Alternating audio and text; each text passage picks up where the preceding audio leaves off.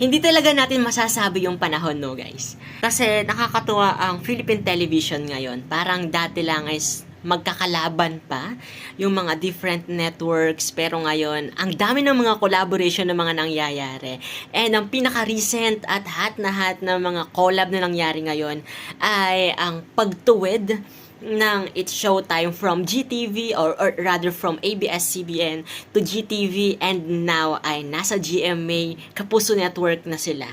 And di ba parang dati lang is nagpaparinigan pa yung mga different noontime show ng mga different network about where you belong, di ba, kung sino ba yung mas matagal na, something like that.